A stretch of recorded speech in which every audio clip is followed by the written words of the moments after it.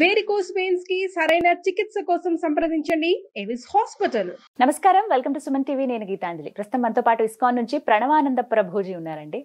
ప్రభుజీ గురించి ప్రత్యేకంగా చెప్పాలా, వారు చెప్పేటువంటి మాటలు ప్రత్యేకంగా కృష్ణ భగవానుడు గురించి, అలాగే వారి లీలల గురించి కావచ్చు, ప్రత్యేకించి కొన్ని లైఫ్ లెసన్స్ అనేవి చాలా మందిని వాళ్ళ జీవితంలో డౌన్ అయిపోయినటువంటి సిచ్యువేషన్స్ నుంచి బయటికి రాగలిగాము, అక్కడి నుంచి మేము బయటపడ్డాము అని చెప్పారు.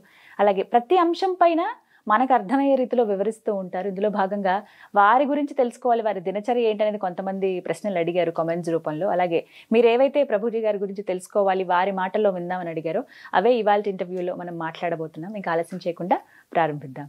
హరే కృష్ణ ప్రభుజీ. హరే కృష్ణ. చాలా సంతోషం మళ్ళీ కలవటం అనేది. చాలా బిజీగా ఉన్నారు ఈ మధ్య అయితే, అటు ప్రవచనాలు ఇటు ఇంటర్వ్యూస్ అన్ని కూడా. ముంబై వెళ్ళి వస్తాం, ఆశ్రమం దగ్గరే. మళ్ళీ ఫారెన్ కంట్రీస్ టూర్ ఉందని విన్నా. ఆశ్రమంలో ఉన్నాము. తర్వాత మా ఆదిలాబాద్ మందిరంలో బ్రహ్మోత్సవం జరిగింది, అక్కడికి వెళ్ళాము. దాని తర్వాత మళ్ళీ ఇక్కడికి వస్తున్నాము. మళ్ళీ దీని తర్వాత ధనుర్మాస, దాని తర్వాత మళ్ళీ గీతా జయంతి, మళ్ళీ జనవరిలో వెంకటేశ్వర స్వామి కళ్యాణోత్సవం జరుగుతుంది అనమాట దుబాయ్ లో, అక్కడికి వెళ్తున్నా. దాని తర్వాత భద్రాచలంలో యాత్ర.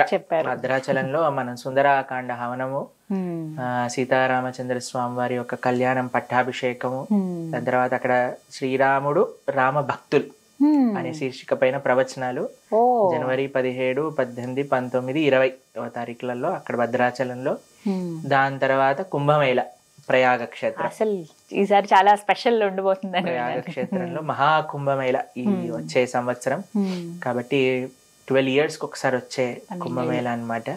అయితే అక్కడికి మౌని అమావాస్య, వసంత పంచమి రెండు షాహీ స్నానం ఉంటుంది అనమాట. షాహీ స్నానాలు ఉంటాయి. సంక్రాంతి, మౌని అమావాస్య, వసంత పంచమి, దాని తర్వాత శివరాత్రి, ఇలా 4-5 స్నానాలు ఉంటాయి. షాహీ స్నానం అంటారు. అందులో 2 షాహీ స్నానాలకి ప్రయాగ కుంభక్షేత్రంలో 2 months వరకు షెడ్యూల్ అంతా ఇలా ఫిక్స్ అయిపోయి ఉంది అనమాట. భగవంతుడి యొక్క సేవ, ఎక్కడ కైంకర్యం, ఎక్కడ ప్రజలకి మంచి విషయాలు చెప్పగలిగాము అనే ఒక ఉంటాయి. బట్ ఎప్పుడు ఎంత బిజీగా ఉన్నా మీకంటూ ఒక దినచర్య ఉంటుంది. ఎలాంటి ఎక్కడికి వెళ్ళినా కూడా మీ దినచర్య తెలుసుకోవాలని చాలా మందికి ఆసక్తి అండి. ఎప్పుడు ముందు ఒకసారి మాట్లాడినా మళ్ళీ అడుగుతూ ఉంటారు, అసలు ఎలా ఉంటుంది ప్రభుజీ గారి జీవితం? ఉదయం లేచిన దగ్గర నుంచి ప్రారంభిస్తే పడుకునే వరకు కూడా వివరించండి. దినచర్య ప్రొద్దున నుంచి కాకుండా ఒక రోజు రాత్రి నుంచి చెప్పడం ప్రారంభం చేస్తాం. మరి మేము ప్రయత్నం చేస్తాము ఒక రోజు ప్రొద్దున పూట సూర్యాస్తమయం లోపల ప్రసాదం తీసుకోవడానికి. ఒకసారి సూర్యాస్తమయం అయిపోయిందనుకోండి, ఏం ప్రసాదం తీసుకో, అదొక నియమం. ఉదాహరణగా 6 అయితే 6 లోపల 6 లోపల కాదు, మేము సాయంత్రం పూట ప్రసాదం 4:30కి తీసుకుంటాం. అయితే త్వరగా ప్రసాదం తీసుకోవటం. దాని తర్వాత రాత్రి మేము చేసుకునే ప్రయత్నం ఏంటి అంటే, అందరికి ఉపయోగపడుతుందని చెప్తున్నా, ఎంత త్వరగా వీలైతే అంత త్వరగా ఫోన్ పక్కన పెట్టేస్తాం. ఒకవేళ ఏదైనా కాల్స్ ఉన్నా సరే, ఏమున్నా సరే త్వరగా పూర్తి చేసేసి, దాని తర్వాత పడుకునే ముందు ఏదో ఒక దైవీకమైన గ్రంథాన్ని కొద్దిసేపు అధ్యయనం చేయడానికి ప్రయత్నం చేస్తాం.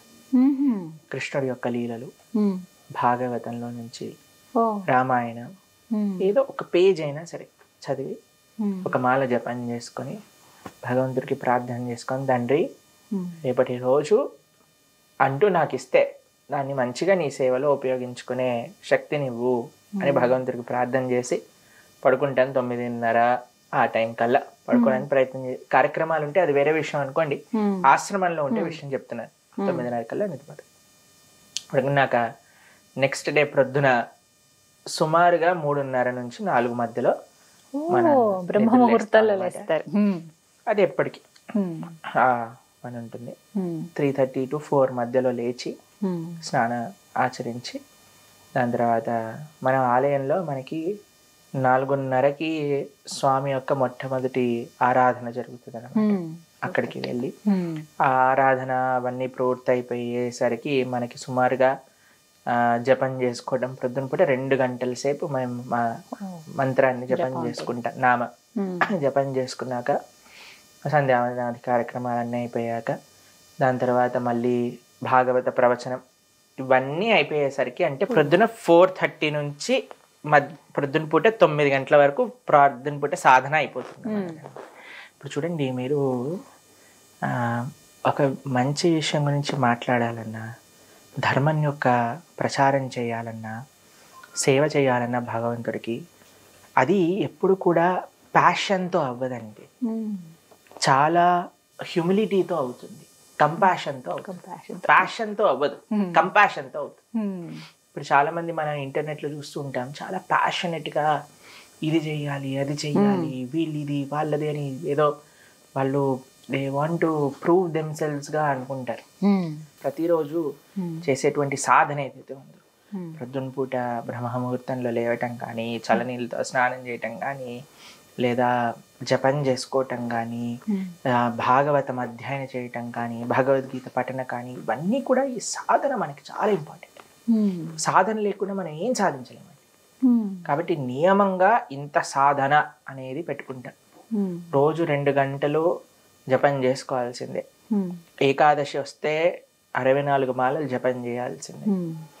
ఏకాదశి ఉపవాస నియమం, అలానే మిగతా ఉత్సవాలకి కావాల్సిన నియమాలు, అలానే ప్రొద్దున పూట అయిపోయింది సాధన అనేది అయిపోదు అక్కడికి. మళ్ళీ ఆరాధన ఇవన్నీ పూర్తి అయిపోయాక ప్రొద్దున పూట 9:30కి మా ఆచార్యులు వారి తలిగ కైంకర్యం అంటారు, వారికి వంట చేసే సేవ ఉంటుంది కాబట్టి అక్కడికి వెళ్తాం మేము. స్వామివారికి ప్రసాదం చేసి భగవంతుడికి నివేదన చేసి స్వామివారికి ఇచ్చేసాక, మా గురువు గారికి ప్రసాదాన్ని వడ్డించాక వారి యొక్క ఉచ్చిష్ట శేషములతో మేము ప్రసాదం తీసుకుంటాం. మధ్యాహ్నం పూట 1 గంట ఆ సమయం అవుతుంది అనమాట. ఆ టైం 1 గంట. దాని తర్వాత ప్రసాదం తీసుకున్నాక కొద్దిసేపు ఏదన్నా మీటింగ్స్ ఉన్నా సరే, భక్తులతో మాట్లాడాలన్నా, దిశానిర్దేశం చేయాలన్నా అవన్నీ అయిపోతాయి. దాని తర్వాత మధ్యాహ్నం పూట 1 గంట సేపు మళ్ళీ అధ్యాయం, మళ్ళీ 1-2 గంటలు ప్రైవేట్ గా ఇంకా ఏకాంతంగా పఠన శ్రవణం, గురువు గారి ప్రవచనాలు, తర్వాత శాస్త్రాధ్యయనం. ఇవి చేసుకున్నాక మళ్ళీ సాయంకాలం పూట మళ్ళీ మధ్యాహ్నిక కార్యక్రమాలన్నీ పూర్తి చేసుకున్నాక, మళ్ళీ సాధనలు ఇవన్నీ అయిపోయాక, మళ్ళీ సాయంకాలం పూట మళ్ళీ స్నానము, సంధ్యావందనాది కార్యక్రమాలు అయిపోయాక మళ్ళీ ఆలయ దర్శనం, ప్రసాదం తీసేసుకొని మళ్ళీ మనకి సాయంకాలం పూట ఏదైనా ప్రోగ్రామ్ ఉందనుకోండి, ప్రవచనాలు ఉన్నాయనుకోండి ప్రవచనం, లేకపోతే మీటింగ్, లేదా ఏమి లేదయ్యా మీకు సమయం ఉంది అంటే గోశాలకు వెళ్ళి గోసేవ చేసుకోవటము, ఆలయంలోకి వెళ్ళి ఆలయం శుభ్రం చేయటము, లేదా భక్తులతో ఏదన్నా ఏకాంతిక విషయాలు ఏదన్నా మాట్లాడాలన్నా, వారికి ఏదైనా దిశానిర్దేశం చేయాలన్నా వారితో అలా రోజంతా భగవంతుడి యొక్క సేవలోనే 24/7 నిమగ్నం చేయాలి అనే ఉద్దేశం.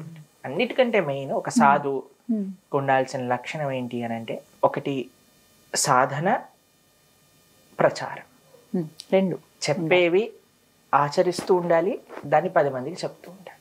అలా మా జీవితం. మేము లోపలికి తీసుకోవటం, వాటిని బయటికి పంచడం. మా ఆచార్యులు, గురువులు శాస్త్రం చెప్పిన విషయాలను అధ్యయనం చేయటం, సేవ చేయటం. ఇప్పుడు చూడండి, కేవలం జ్ఞానాన్ని సముపార్జన చేసుకుంటే సరిపోదండి, ఆ జ్ఞానాన్ని డైజెస్ట్ చేసుకోవాలి. డైజెస్ట్ ఎలా చేసుకుంటావు? సేవ మాధ్యమం. కాబట్టి ఏ సేవ ఉన్నా సరే చేయవలసినదే. మేము ఆశ్రమంలోకి వచ్చినప్పుడు ప్రతిరోజు కూడా కనీసము మీరు గోవర్ధనిక విలేజ్ వచ్చినప్పుడు మేము మా వంటశాల చూసారు కదా, మేము అప్పుడు కూడా ప్రసాదం తయారు చేస్తుండే వాళ్ళం భక్తులు. ప్రతిరోజు 10 గంటలు మేము కిచెన్ లో ఉండేవాళ్ళం. 10 గంటలు 10 hours వంట చేస్తుండేవాళ్ళం. కూరగాయలు కట్ చేయటం, పాట్స్ వాష్ చేయటం, ఆ క్లీనింగ్ చేయటం కింద, ప్రతి ఒక్క సేవ.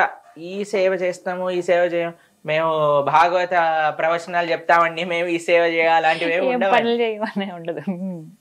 భాగవతం ఏం చెప్తుంది అంటే, ఆచరణ దాసవన్నీచో గురు సుహృద సౌహృద బ్రహ్మచారి గురుకులే వసందాంతో గురోర్హితం. ఒక సాధువు గురుకులంలో ఎందుకుంటారా, గురువు దగ్గర ఎందుకుంటారట అంటే, బ్రహ్మచారి గురుకులే వసందాంతో గురోర్హితం. గురువు ఏం చెప్తే అది చేయడానికి ఉంటారు. ఆచరణ దాసవన్ నీచో, నేను ఇదే చేస్తానండి ఇదే చేయనండి అని ఉండదు. ఏ సేవ ఇచ్చినా సరే అది మహద్భాగ్యంగా స్వీకరించి చేయవలసినది.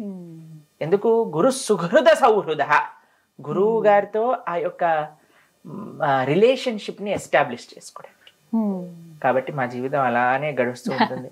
ఉన్న సేవ, ఎవరు ఏ సేవ చెప్పినా చేయటం. ఆహార నియమం ఉంటుందా ప్రభుజీ మీకు? ఆహార నియమం సాత్వికమైన ఆహారం స్వీకరించటం, రోజుకి 2 సార్లు. మళ్ళీ మధ్య మధ్యలో తినటాలు అలాంటివి ఉండవు. అది కూడా భగవత్ ప్రసాదం, స్వామికి నివేదన చేసింది మాత్రమే. అన్నం కూడా అన్నం తింటారా ప్రభుజీ? రైస్ ఉంటుందా అసలు మీ ఆహారంలో? రైస్ ఉంటుంది, ఏదైతే వైదికమైన ఆహారం ఉందో అదే ఉంటుంది. అన్నం, పప్పు, కూర, చారు, చపాతి అంతే. చాలా సాత్వికమైన ఆహారం. సాత్వికమైన ఆహారం ప్రయత్నిస్తా మనం, అలా ఉండడానికి ప్రయత్నం చేస్తాం అన్నమాట. ఎందుకంటే మన మన మనస్సు, మన యొక్క వ్యవహారం అంతా కూడా మనం తీసుకునే ఆహారం బట్టి ఉంటుంది. కానీ డిస్ట్రాక్షన్స్ ఉండవా? యంగర్ జనరేషన్ మీరు, అంటే మీ ఫ్రెండ్స్ కానీ ఎవరైనా మాట్లాడినా, అమ్మా నాన్న ఎప్పుడైనా కాల్ చేసినా ఇలా వాళ్ళు గుర్తు రావటం ఆ బంధాలు? మా అమ్మగారు ఫోన్ చేసినప్పుడు చాలా సార్లు ఏదో ఒక ఆధ్యాత్మికమైన డౌట్ ప్రకారంగానే చేస్తారు. ఇలా ఈ ప్రవచనంలో ఇది చెప్పావు, ఇదేంటి, ఈ బుక్ లో ఇలా రాసింది ఇదేంటి అని చేస్తారనమాట. కాబట్టి అమ్మగారితో నాన్నగారితో మాట్లాడినప్పుడు కూడా ఎలా ఉన్నారు, బాగున్నారా, మీకోసం భగవంతుడి కోసం ప్రార్థన చేస్తున్నా, ఏంటి సంగతులు, ఏమవుతున్నాయి, అలా. డిస్ట్రాక్షన్ ఏముందండి, తల్లిదండ్రుల యొక్క కృప వల్లే కదా ఆశ్రమంలో ఉన్నది. ఫ్రెండ్స్ తో మాట్లాడతామంటే అంత అలా అని డెస్పరేట్ గా ఫ్రెండ్స్ తోటి ఎవరైనా ఫోన్ చేశారనుకోండి మాతో, ఎలా ఉన్నారు ఏంటి, వాళ్ళు కూడా ఇదే చెప్తుంటారు, మేము ఈ ప్రవచనం విన్నాము, మేము ఆశ్రమానికి రావాలనుకుంటున్నాము, మా అమ్మగారు ఇలా అంటున్నారు, నీ ఫ్రెండా అంటున్నారంటే, మా ఫ్రెండే, మేము పక్కనే కూర్చొని చదువుకునే వాళ్ళం అని చెప్తుంటాం. అలా మాకు తెలుసు ప్రణవానంద దాస్ అని అంటూ ఉంటాం. అలా ఏదైనా సరే అని సాధు ఏం మాట్లాడతారండి, ఆధ్యాత్మికమైన విషయాలు తప్ప. ఎవరైనా మాకు ఫోన్ చేసినా సరే వాడికి 2 మంచి మాటలు చెప్పటం, వాళ్ళ కుశలంగా ఉన్నారా, బాగున్నారా. ఎప్పుడైనా మీ ఫ్రెండ్స్ గెట్ టుగెదర్ ఏర్పాటు చేశారా, వెళ్ళారా అలా ఏమైనా సందర్భం? మేము ఇంజనీరింగ్ చదువుకున్నప్పుడు భక్తులందరూ కలిసి ఒక ప్రదేశంలో ఉండేవాళ్ళం అనమాట. అయితే కోవిడ్ ముందు ఒకసారి కాంచీపుర క్షేత్రంలో మేము అందరం కలిసి, ఎవరైతే ఒక సెంటర్ లో ఉండేవాళ్ళం అందరు డివోటీస్ కలిసి, వాళ్ళ గెట్ టుగెదర్కి వెళ్ళాను. కానీ అంటే ఫ్రెండ్స్, అంటే క్లాస్ ఫ్రెండ్స్ గెట్ టుగెదర్ అలా అయితే తెలీదు. కానీ కొన్ని సార్లు మా స్కూల్ ఫ్రెండ్స్ ఫోన్ చేస్తారు, మా టీచర్లు ఫోన్ చేస్తారు. మా టీచర్లు మన ప్రవచనాలకు కూడా వస్తారు, మన ప్రవచనాలు వింటారు. వాళ్ళ ఇంటిల్లి పాది అందరు కూర్చొని మన ప్రవచనాలు వింటారు, మెసేజ్లు పంపుతారు. మా స్కూల్లో టీచర్లు అందరూ మాకు మెసేజ్ పంపుతారు, మేము ఈ ప్రవచనం విన్నాం, ఇలా చెప్తున్నారు, వాళ్ళు అలా అంటున్నారు. అండ్ థ్యాంక్ యూ టీచర్ అంటే, మా అమ్మాయి ఇప్పుడు మీకు ఒకప్పుడు మేము టీచర్ చెప్పాం, ఇప్పుడు మీరు నాకు టీచర్ అయిపోయారు. ఎప్పుడైనా సరే మేము అలా విన్నప్పుడు మీకు చూడండి, మనకి కాదు కదా ఇచ్చే రెస్పెక్ట్, మనం భగవంతుని ధరించాం కాబట్టి వచ్చింది ఆ రెస్పెక్ట్. కాబట్టి ఎప్పుడు ఎవరైనా మమ్మల్ని ఏదైనా పొడిగాడు అనుకోండి, మేమంతా కూడా మనసులో కృష్ణ వస్తువు అని అనుకుంటాం. ఆయనకే మా గురువు గారికి, శ్రీల ప్రభుపాదుల వారికి. ఇప్పుడు చూడండి, ఒకసారి మీరు కొన్నిసార్లు ఒక ఊరేగింపు జరుగుతూ ఉంటుంది, పల్లకీలో స్వామిని పెడతారు. ఊర్లలో నుంచి తీసుకెళ్తున్నప్పుడు అందరు కూడా బిందెలలో నీళ్లు తీసుకొచ్చి ముందు నడిచే వాళ్ళ పాదాల పైన పోస్తుంటారు, అడిగినట్టుగా పోస్తుంటారు, పోసి దండం పెడతారు. ఎవరికి దండం పెడుతున్నారు, ఎందుకు దండం పెడుతున్నారు? అంటే పల్లకి పైన స్వామిని మోస్తున్నాడు కాబట్టి. ఇప్పుడు నన్నెందుకు పొగుడుతున్నారు జనాలు? నేను భగవంతుని ఆశ్రయించి ఆయన యొక్క మార్గంలో నడుస్తున్నాం కాబట్టి. కాబట్టి మన గొప్పతనం ఇసుమంతా కూడా లేదు. We are just post Mann. స్వామి చెప్పింది 10 మందికి అందించడానికి. కాబట్టి మేము ఏదో అందరు ఇప్పుడు ఇది అంటున్నారు కదా, అది అంటున్నారు కదా, ప్రణవానంద దాస్ ఇలా అలా అంటే మేమేమి ప్రయత్న పూర్వకంగా ఇది నాది కాదు, ఇది ఆచార్య కృప, ఇది భగవత్ కృప అని వినయంతో ఉండడానికి ప్రయత్నం చేస్తాం. ఆ వినయం రావడానికే ఈ సాధన, ఈ తపస్య, ఇవన్నీ కూడా. బట్ అది మీ మంచితనం ప్రభుజీ. ఇంతమంది ఉన్నా, అంటే మీరు వయసు చిన్నది ఉన్నా సరే మీకంటే పెద్దవారు, ఇంకా ఆఖరికి 80-90 ఏళ్ళ వాళ్ళు కూడా మీ ప్రవచనం కోసం ఎదురు చూడటము, వినటము, అది విని పరివర్తన చెందటం, ఇవన్నీ విన్నా కూడా నాకు భలే ఆశ్చర్యం అనిపిస్తూ ఉంటుంది. అది అదృష్టమే నిజంగా. స్వామి మిమ్మల్ని అలా ఏర్పాటు చేసుకున్నారు, ఆ కృష్ణయ్య అనేది అనుగ్రహం అని అనుకుంటాం మేము. దాంతో పాటు మేము ఎప్పుడు ప్రార్థన చేస్తుంటాం, ఎప్పుడు అహంకారం రానివ్వకు భగవంతుడా, మా లోపల ఇప్పుడు వినయంగా ఉండని, ఇప్పుడు నీ యొక్క దాసుడిగా, భక్తుల యొక్క దాసుడిగా, ఈ భారత భూమి యొక్క సేవ చేసుకునేటట్టుగా, సమాజం యొక్క సేవ చేసుకునే సనాతన ధర్మకుడి యొక్క చిన్న సేవకుడిగా ఉండనివ్వు అని ప్రార్థన చేస్తాను. చాలా సంతోషం. ఎప్పుడు మమ్మల్ని ఏదో గొప్ప వాళ్ళు ఇంతమంది అంతమంది అని అందరు అంటుంటారు 5 లక్షలు 8 లక్షల మంది, మాకు నవ్వు వస్తుంది అనమాట కొన్నిసార్లు. ఎందుకంటే మనకు తెలుసు కదండి ఇది మన ప్రయత్నం కాదు, అంత భగవంతుడి కృప చేసేది అని. బట్ మీరు అలా డౌన్ టు ఎర్త్ ఉండడమే ఇంకెంతో మందికి మార్గదర్శకులుగా ఉన్నారు. హరే కృష్ణ ప్రభుజీ.